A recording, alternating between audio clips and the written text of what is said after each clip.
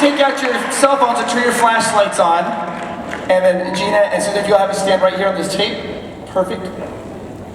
And they'll have you turn around and face the camera this way. And they're gonna go crazy. Yeah. Okay. Are you guys ready?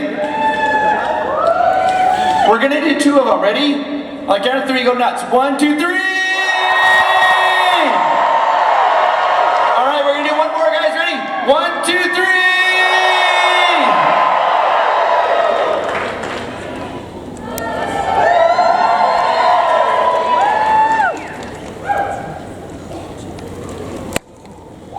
Wow. There, so you can have your tea right next to you. Thank you. Susan Sarandon and Geena Davis, welcome to FanX in Utah!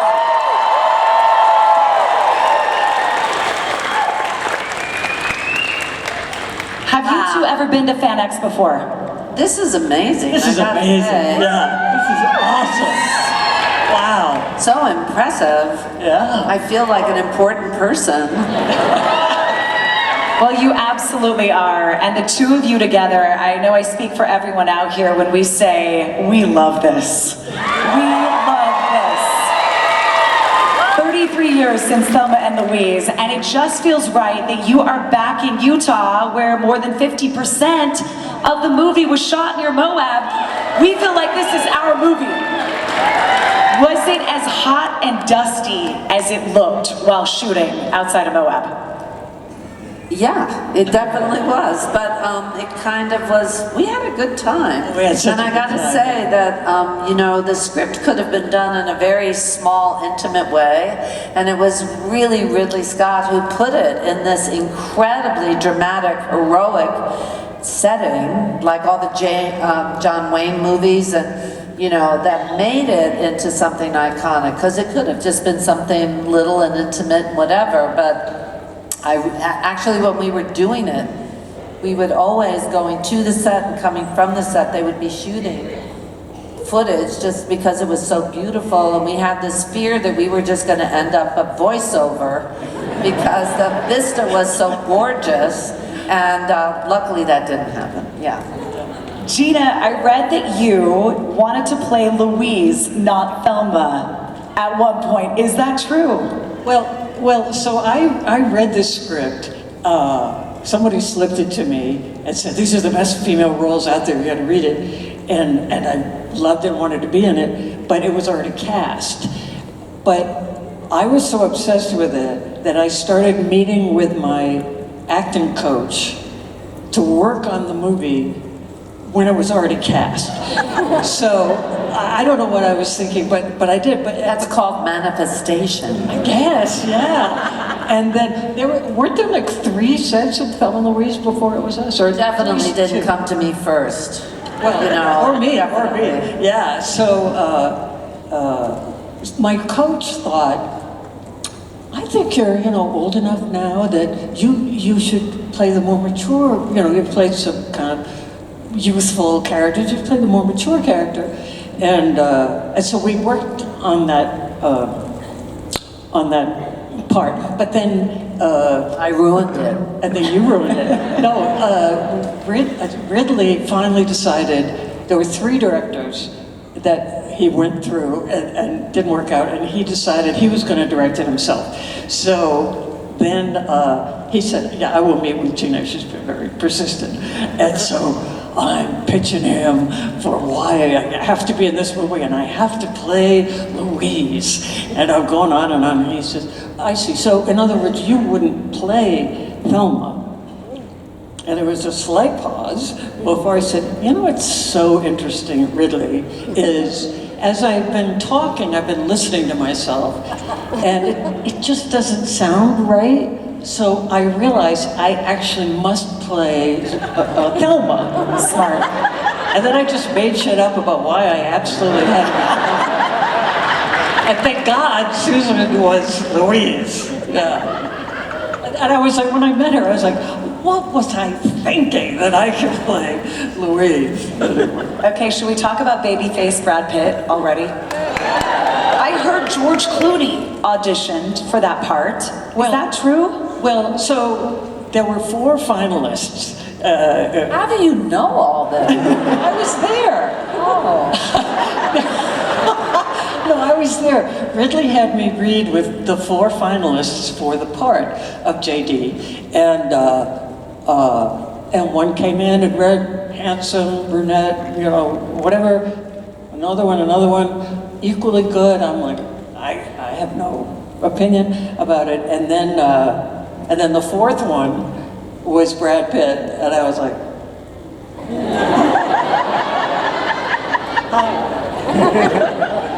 And Your jaw dropped even then, like your jaw dropped. I literally my jaw dropped. And everybody had memorized this scene, but I had the pages, you know, I was reading off the pages. And so we start the scene with him, and I say, hey, where are you going? And he says whatever he says, and I'm like,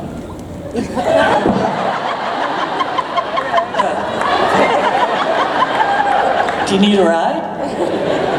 And I couldn't, you know, pay attention. And I was like, I'm sorry, I'm screwing up your audition. He said, it's all good, it's all good. So then he left, and I said to Ridley and the casting director, would it be interesting at all to hear my opinion? Yes. And I'm like, the blonde one? But the other ones were Grant Show and Mark Ruffalo and George Clooney. Yeah. I mean, that's a star-studded cast. They would have all been Right, they would have all been great, but Brad Pitt. Well, Ridley, you know, I mean, he's the one that chose it. Susan, did you want this role from the beginning? I came in late. No, I didn't know anything about it. I'm in New York. I'm completely out of the loop all the time. So I read the script, and I'd heard about it, and I met with Ridley, and I had a few things that bothered me in the script. We had that conversation. Bothered me in that there was a whole scene at one point in the script where the boyfriend comes and they have sex and they pretend to get married and I was like, I just killed somebody because I was raped. I don't know how to get back to that, but I could get back to that, but then I'd have to cry a lot, and then the next scene, Brad's there and steals the money and I cry a lot, so is that what you want? And he was like, you know what, I think that scene is probably not a good idea. I've had other people, you know, that pointed that. So we had that kind of a conversation. And then it just worked out. But I didn't have this manifestation trip that was going on with Geena, because I honestly, you know, it kind of worked its way from LA to New York later, I think, because that's where I met with him. And he was incredibly collaborative, really, because there were a lot of things I was like, well, where are they coming from? Because I can't tell from the script. And he said, well, who cares? And I said, well, because we have to choose an accent. He said, just use that accent. And I was like, this is New York. This isn't anywhere near the South. So can we figure that, you know, stuff like that as an actor you care about. But Ridley is such a visual genius, really, that kind of stuff didn't really, you know, wasn't important to him. So we kind of talked about that stuff and moved some dialogue around and did some other things. And he was very collaborative, which was not his reputation Especially at the you time. had so many great ideas. You really brought so much to It's all thanks. But we were, you know, just asking questions, trying to make it more specific.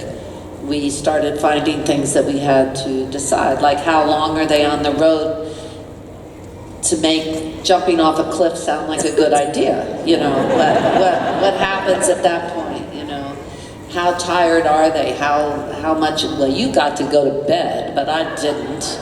But yeah. But since I was driving, I had to be the one. So speaking of that ending, Yeah. did you like that when you read the script?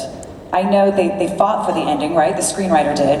Was it supposed to go another way? I just said to him, listen, don't am I going to really die? Because I don't want to have this tested and then the next thing you know, we're in Club Med or something. I need to hit, and really at that time said, I know you will die. I'm not sure if you push her out of the car at the end. And by the time we got to the end, which was the very last day of shooting, we kind of had earned the right to go over the cliff together. And then there was a lot of dialogue at the end, which was like too much for them to be talking In the about. script, right. In the script, that we moved to a chase sequence, because at that point, we all really felt that we would be like finishing each other's sentences. And then I said to Geena and to Ridley, how do you feel about me kissing you? And we had one take, because it was by that time magic hour and the sun was going down and they'd spent all day on the helicopter and the police and Harvey. And so we really had to do it. That wasn't scripted. That kiss wasn't scripted. No. And that was one take, that kiss. That was it. Yeah, Ridley, unlike almost anybody else I've worked with, shot close-ups at the same time. So it was the same take, you know, and they had two cameras going, and that was it, that one take. Yeah, it was amazing. And it was like, and then the sun goes down, and I looked at her and I was like, oh, that's the end of this experience, you know, working with Susan and everything, and oh, it was very emotional. Perfect, and then we didn't die, so it was great. That's always great. If you had shoved me out of the car, I would have run and jumped off the cliff. I know you would have. You know I would have. I wouldn't have let you go alone. All right, I know we have a line of people waiting to ask a question. Let's bring the first one to the microphone. Is there any way to turn the lights up in the audience so we can So you can see everybody? Yeah, can we do that? I would love that. Okay, go right ahead. Hi. Hi, I'm Crystal, and I just want to say thank you for coming. It's really an honor to have both of you here in Salt Lake, so thank you. And You're so welcome. I also want to thank you for both of your work and all that you have done in your careers and continuing to do. I want to say Thelma and Louise maybe don't live, but they live in our hearts. And so thank you for all the work you do and the topics you touch. What are you most proud of that you have worked on in your body of works? Proud of? Nobody's ever asked me that before. Which one did you like the most? People say it. I always say this, but I think this. I think this movie for me. Yeah, definitely. I mean, aside from my kids, which really... Oh, I thought she was limiting it to films that we've done. Don't copy me. Don't. No. My kids. It's my kids.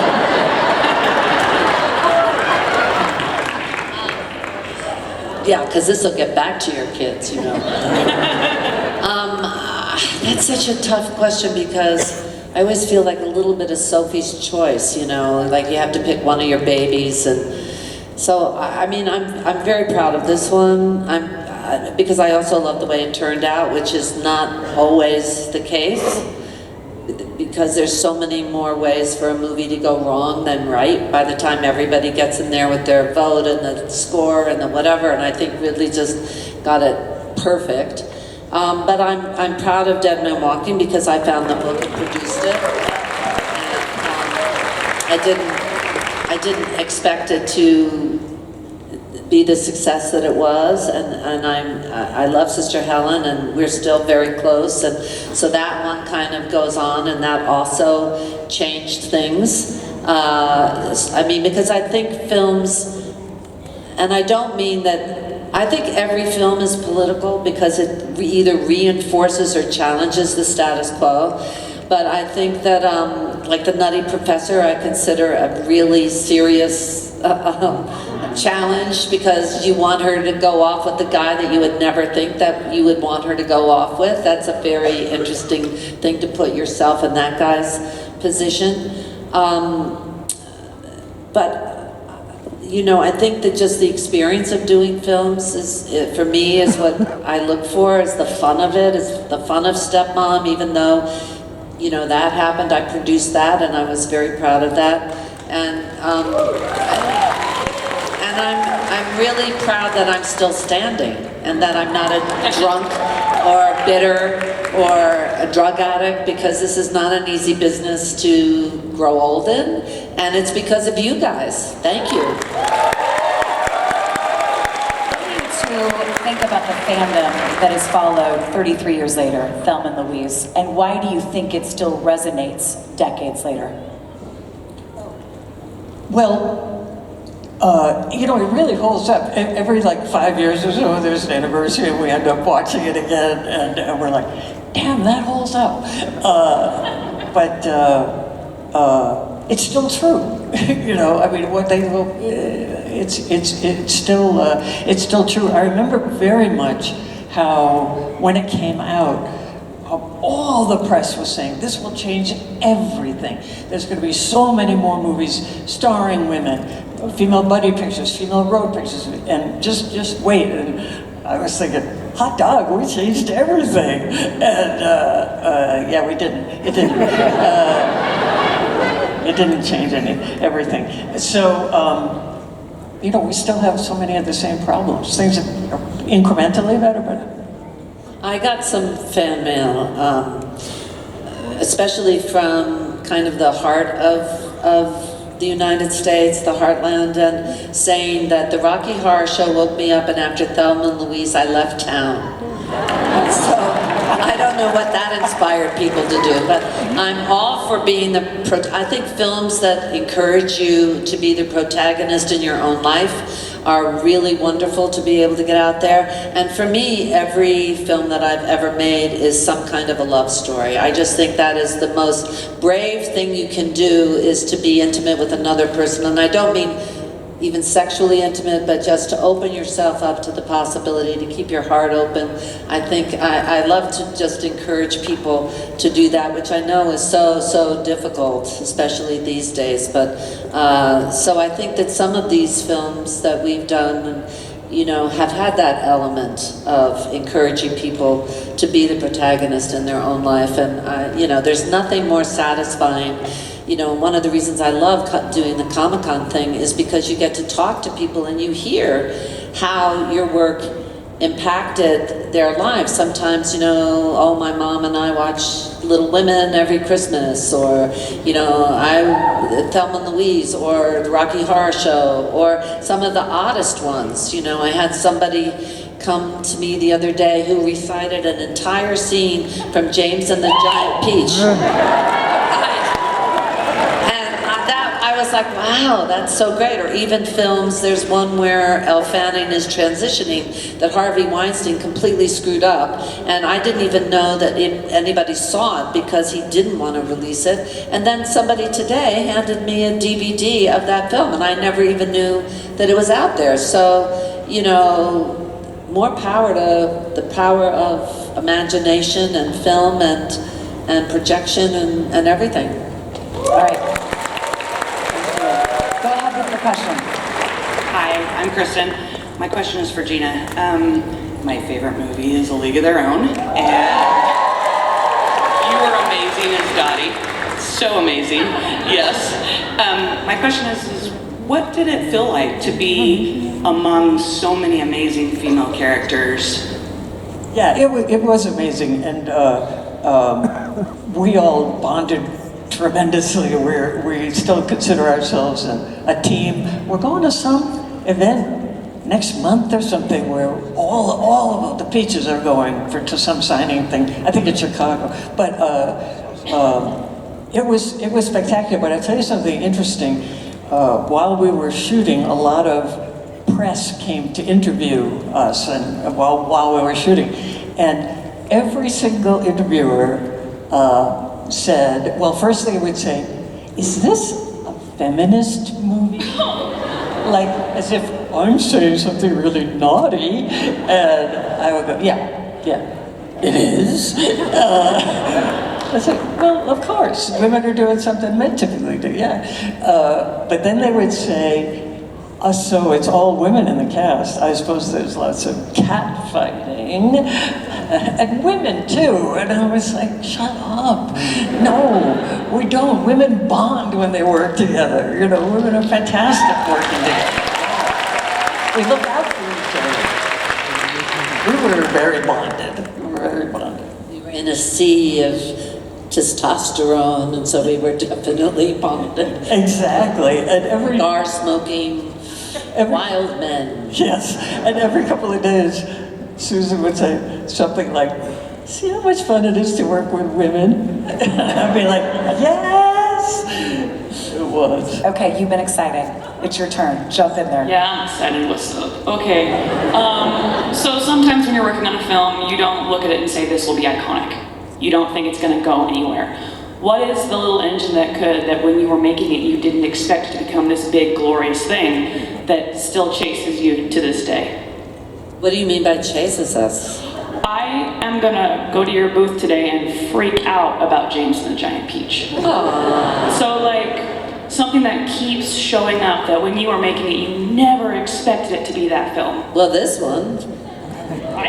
Never did we thought I thought we were making like a cowboy movie with trucks, you know, and cars and driving a lot and having a good time and working with another woman. But Dead Man Walking, we expected to go straight to video, and it made over $100 million. I mean, that's a hard watch.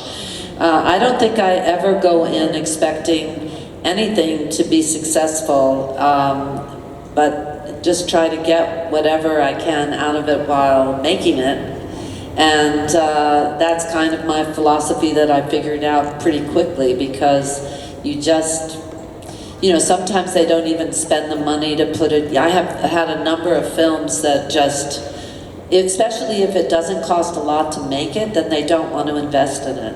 And that's why sometimes festivals are really great, because when the audience has a reaction to something, then the studio goes, oh, maybe we'll hold on to that. Let's invest a little bit more, you know, because it's so much easier to say no, so much safer to say no than it is to support something, you know.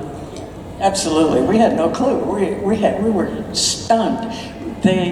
A week after it came out, you know, it kind of exploded in the press, and a week later we were on the cover of Time magazine. We were like, who thought this was going to happen? It was really something. Go right ahead. Hi, I'm Heather, and this is for Susan. How did you like working with Melissa McCarthy when you guest starred on Mike and Molly? Great. It was, I did 2 episodes and she directed one of them. The second one, I think it was the one that she directed. And I think we'd already done Tammy in between the 2. I can't remember now exactly.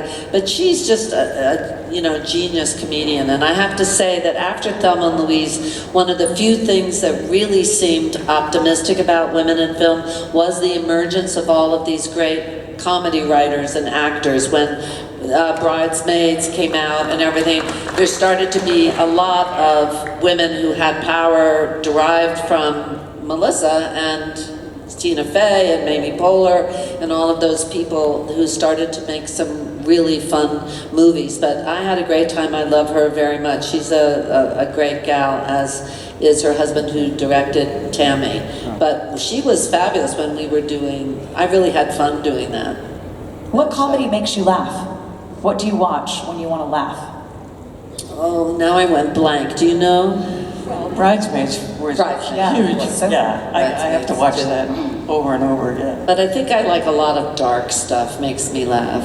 I mean, You get dark and edgy, kind of Edgy, weird okay. stuff also makes me laugh. You know, yeah, I'm completely, I'll think of it when you ask the next question. okay, when we ask the next question. All right, go ahead. Hi, my name is Tracy, and first of all, your movie was an inspiration, I believe, because women like me hadn't seen anything like that before. So I think that's why we all grasp onto it. It's something just totally different in its time. So my question to you is, you kind of touched on it. I wanted to ask about your bond, so then I'll go a little further on that. Do you guys have the kind of bond where you would drive off a cliff together if needed?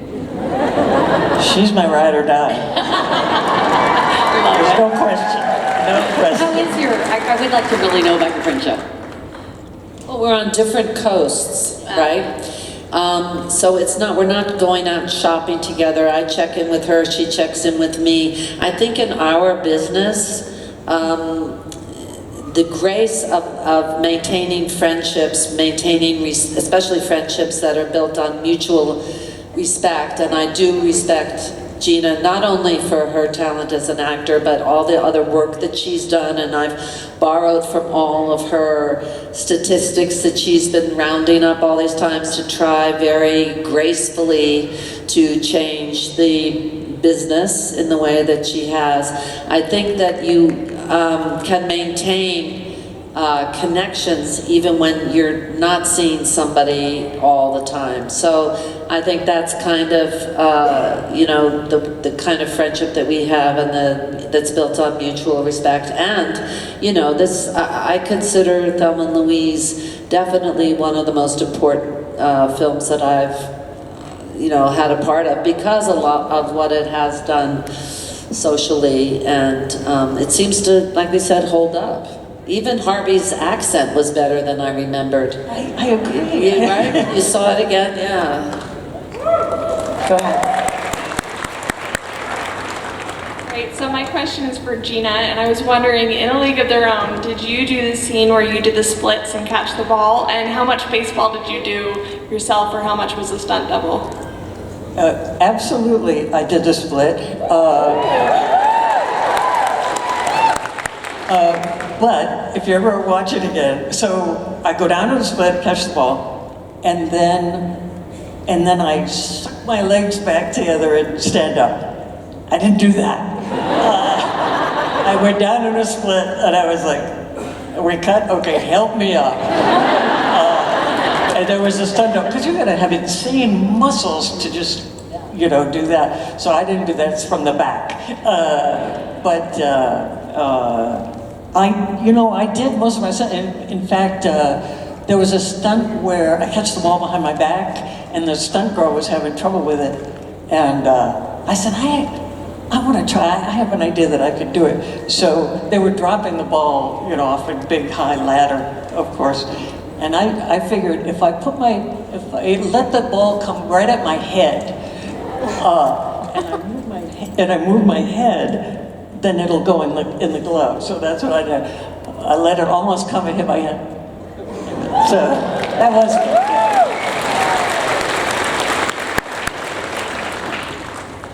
I love you both. I love your entire body of work. I'm a stepmom. That really affected me when I was young. But my question is really for Geena. I tell anybody who will listen to watch Earth Girls Are Easy. It is one of my favorite movies of all time. Can you share any memories of that? I know that you and Jeff aren't, you know, together, but I always envision you guys together, and I love all of the guys in it. I love you in it. Can you share any experiences from it? I loved it. Yeah, I had fun. And Jeff and I were married, you know, and we did 3 movies together. And in 2 of them, he was not human. He was a fly in one and an alien in the other. But it was a lot of fun. I mean, and Jim Carrey and Damon Wayans were in there, and it was a musical. Although they dubbed my voice, I don't have a kind of a voice like that. But anyway, yeah, I don't know. It was just really fun. It was so silly, and the director it was his first film, and anything you thought of in the moment, you're like, hey, we'd be walking to the set, and hey, that's an interesting looking thing. Let's start shooting in front of that. And it was very freewheeling. It was fun. Go ahead with your question, sir. Yeah. First of all, thank you both very much for coming to our FanX. Welcome, both of you. I have a little question for Geena, and then a second one for Susan. Geena, what was it like with your experience filming Beetlejuice? And then Susan, if Tim Burton were to do a third Beetlejuice film, if you would be in it if he asked you? I love Tim Burton. I think that he's just wild, and yeah, I would do anything. There's, you know, trying to find a director that actually has a vision is harder than you might think. And one of the reasons I always ask somebody when I'm approached about a project is, why do you want to do this? And it's surprising how many people don't have an answer. So Tim Burton is one of those guys who's really an auteur, right? In the pure sense. So of course I would love to work with him. Yeah, I mean, I read the script and fell in love with it, and then I got to meet with Tim Burton about it, and I said, listen, I get this movie, I get it. I really understand this movie. And he told me later that he cast me because he felt like he didn't get it. And he thought it would be, convenient to have somebody on the set who could explain to him what the movie was about. But it was great fun. Yeah, he really is an auteur. Yeah. Go right ahead. So I grew up watching Little Women in the League of Their Own, and I feel like both of those films were really foundational for my feminist journey. Sorry. So you both are feminist icons to me. And I'm wondering if you have feminist icons that you look up to.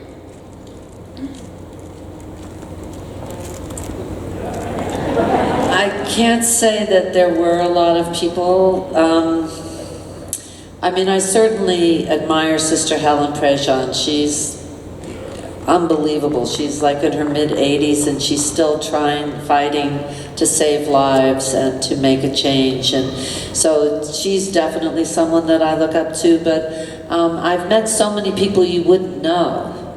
Locally people, women that are ordinary women doing extraordinary things. I mean, give yourself a hand. Just trying to raise a family in this times economy, just trying to keep your kids safe, just trying to, be there for them is not an easy thing. And when I work with various organizations, and I'm just kind of, coming in once a week or whatever, but you meet people whose whole lives have a purpose and who are working every day to make the better world. That's who I really move me.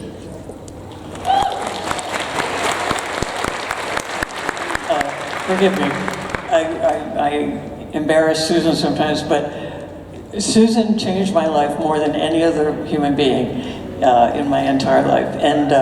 And the reason was, for some reason, I had never met or spent extended time with a woman who says what she thinks without putting qualifiers in front of it, basically. Everything I ever said was, this is probably a stupid idea, and I don't know, you probably won't like this, but what do you think if we possibly...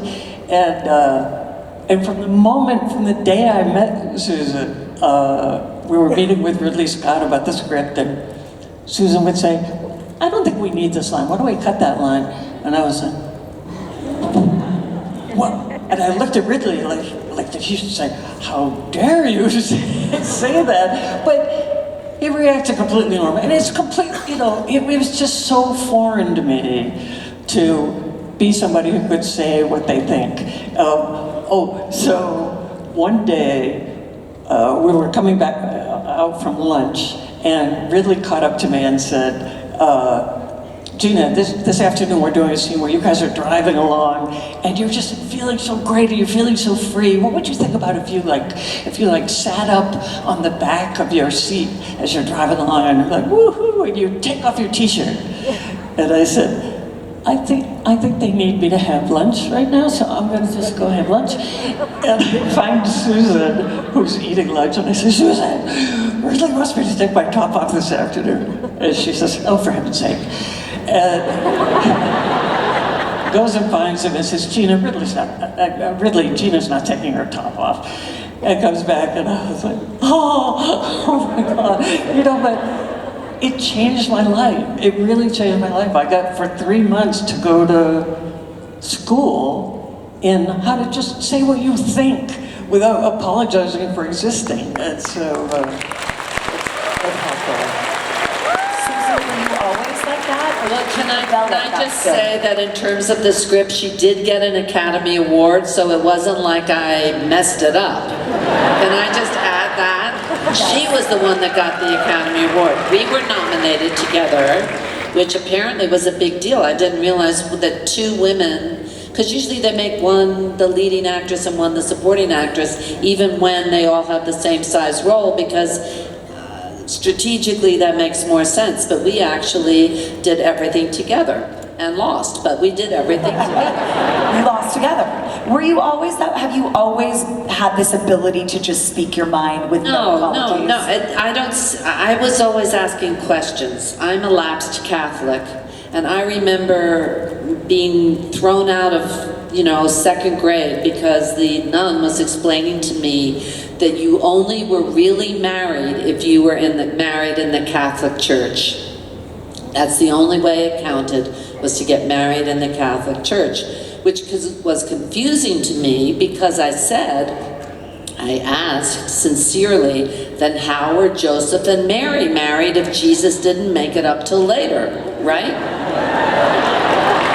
So that's the kind of person I was when I was small, but I wasn't someone, I'm not even comfortable speaking in front of a crowd or anything. I'm actually, it was confirmed during COVID, I am an introvert. I like being alone by myself quietly, and I'd never had that because I'm the oldest of 9, and then I, you know, just coupled very quickly, and so no, I mean, I always wanted to clarify things and I've always had ideas, but for me it seems more like a journey asking questions, which I do directly because I'm not very cool, or yeah. And so maybe that comes off as, you know, being brave, but it's really just because I'm trying to understand, and I feel as an actor, it's your job to try to make things as specific as possible.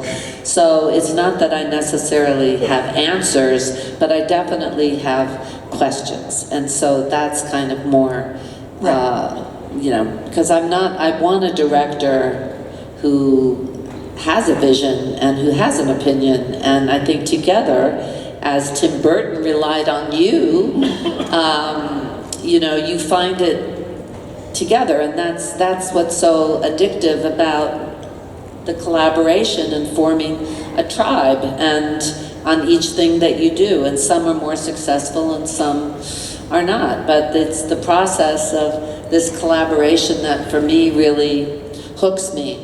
You know, that's what I find addictive, and the fact that you can never get it completely right also makes you crazy, so you want to keep going. Right. Yeah. No. I mean, exactly. You're always questioning things about the script and saying, "What if we do this or whatever, or that?" And it wasn't like there was nothing. People adored you. Everybody loved you, and nobody said, "No, I kind of like Geena better because she's so wimpy." No, she's like much more just weak and wimpy. There was nothing confrontational about it ever. It was always just like, "What do you think? This is what I think," and all that. Thank you. And you were not wimpy. What's your question? Yes, my question is for Susan, and it's regards to Rick and Morty. With voicing the doctor on there, kind of how did you get that role? Were you approached, and how have you enjoyed it? They approached me. My son told me it was very cool, and I told him if they would give me a lot of merch for my kid, I would love to do it. It was so creative, and so I love to be part of that. What's your question? I'm Josh. Hi, Josh. Both of you are in a lot of things that I'm a big fan of. In particular, The Client is one of my favorite legal movies. And, you know, there's a lot of talk about Ridley Scott and Tim Burton. I want to know, for the both of you, who is your favorite director that you've worked with? Well, I've worked with a lot of incredible people, of course, but my very first experience working on a movie was with Sidney Pollack, who's like one of the greats of all time, and that like was such an extraordinary experience to be treated. I didn't know what it was going to be like, you know. I didn't know if there was Tootsie. Tootsie was my first movie, and I was really worried that I've never been on a set. Maybe people are going to yell at me and they go, "Why don't you know what to do?" or whatever. And he was so accepting and respectful. He loves actors. He is an actor himself, of course, and it was just magical to come on as such a new, inexperienced person and be treated like a peer. When I was mostly in my underwear in that movie, yet I was treated like a peer. So that was for me. I don't know, you know, because there have been some films that I've worked on that have been very difficult for one reason or another, but that I still felt that the exchange really made my mind larger, and that I found empathy in a different way. And so I value those experiences, but sometimes they were frustrating. So I don't know if I'd want to have lunch with some of those people. They're not, no, if they're my favorite people, but I felt that the I hate to use the word journey we were on, but the journey we were on was a really enriching experience. So I think there's some people that I would like to hang out with, and other people that I really respect the difficulty of the fun of the exploration. And yeah. It's so true, The Bachelor ruined that word. Journey. Didn't it? There are actors too that I really, when I start to talk about acting, it for me feels a little bit like explaining a joke. You know, by the end it's not funny. And you know what I mean? And so when people start to get into craft, I start to cringe a little, but maybe that's because I never took acting, so I don't have any craft. So I don't know, maybe that's just my problem. Okay, we have 45 seconds, time for one more question. I'm so glad I made it. I am wondering what your favorite scene is from your Quirky movies. I want to know what your favorite scene is, Geena from Beetlejuice, and your favorite scene, Sarah from Rocky Horror. Susan, sorry, oh my gosh. Yeah, I know who I am.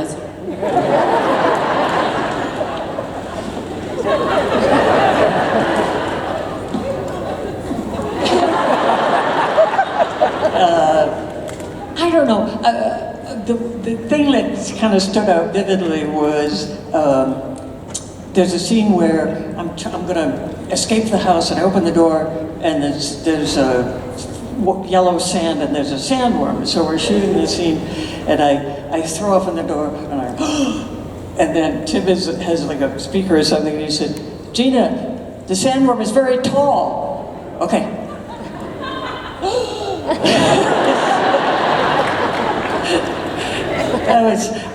I've had a lot of experience acting with things that aren't there, like Stuart Little and stuff, so I kind of enjoy that.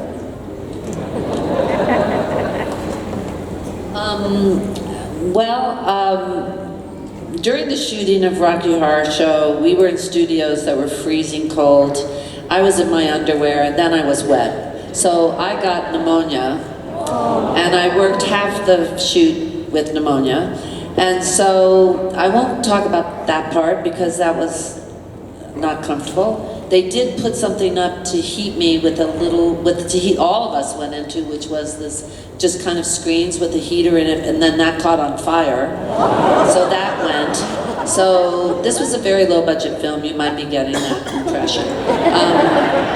But I think I love Peter, who is the Rocky, was very, very shy. And I recently saw him again after 1 billion years, and he is painfully shy. And when we did Touch Me, I think I set him back, I don't know how many years. That was like, you know, he wasn't singing because he wasn't a singer, he wasn't an actor. At that point in London, there was nobody that had a gym. So there were no people they couldn't find guys that had muscles in London. These are all the behind the scenes, you're getting special info now. And they found him, and he wasn't an actor, he wasn't a singer, he was traumatized. And he was so sweet, and still is so sweet. So I remember that as being, you know, a very interesting passage for him and for me, grabbing him more than he was grabbing me. And the other one that I really loved, because the only way I got in that movie was that I had become friends with Tim Curry when they did it in LA, because a friend of mine was in LA in that production. And I went by to say hi. This is a long answer, sorry. I went by to say hi, and they said, oh my God, why don't you read for this? And I was like, because I can't sing. And they said, well, I'll do it. Anyway, cut to, I do it. And the scene where Tim comes down in the elevator on stage was one of the most dramatic to this day theatrical moments I've ever seen on stage. And he just owned that moment and owned that crowd and owned everything that was going on. So when we did it in London, freezing, and he came down in the elevator, by the way, the house that we shot in had no roof. So you think I'm exaggerating and just being a pussy, but that house was cold. He came down in that thing, and it was so gorgeous, and we just loved him so much for that. So that also really sticks in my mind as one of my favorite weird-ass kind of moments. Thank you for your question. Oscar winners Susan Sarandon and Geena Davis, thank you for coming to Salt Lake City. Thank you for coming to FanX, and thank you for coming to the panel. You guys, one more time, give me a huge round of applause for Susan and Geena Davis. Now, you guys, it's not over. If you look on the screen, you can see a QR code. There's a QR code on the screen. You can schedule a photo op with them. You can go get some autographs with them. They are right here. They can hear you. One more time, a huge round of applause.